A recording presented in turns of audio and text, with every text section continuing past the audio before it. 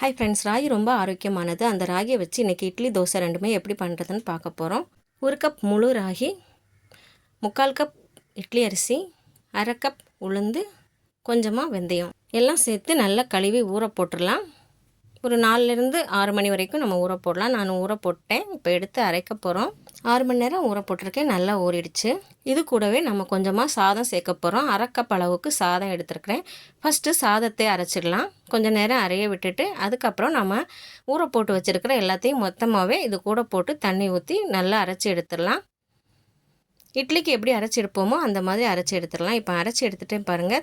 இட்லிக்கு ஊற்றும் போது எந்த அளவு தண்ணி இருக்கணுமோ அந்த மாதிரி நான் அரைச்சி வச்சுருக்கேன். ஒரு நைட் ஃபுல்லாக வச்சுட்டு அடுத்த நாள் எடுத்தோன்னே நல்லா பொங்கி இருந்தது. அதில் உப்பு போட்டு இட்லி ஊற்றிட்டேன்.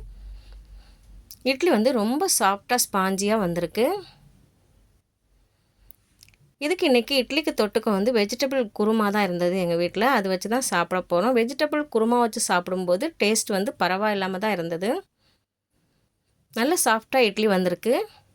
அடுத்து நம்ம தோசை ஊற்றலாம். நைட்டு தோசை ஊற்றிருக்கேன் பாருங்கள். முறுமுறுன்னு வேணும்னா நல்லா பருத்தி ஊற்றுங்க. முறுமுறுன்னு சூப்பராக வரும். கொஞ்சமாக நல்லெண்ணெய் ஊற்றி தோசை போட்டிருக்கேன் நான். இட்லியை விட தோசை டேஸ்ட்டாக இருந்தது. தோசைக்கு மீன் குழம்பு தான் எங்கள் வீட்டில் இருந்தது. அதனால் மீன் குழம்பு வச்சு தான் சாப்பிட்டேன். சாப்பிட்றதுக்கு நல்ல டேஸ்ட்டாக இருந்தது.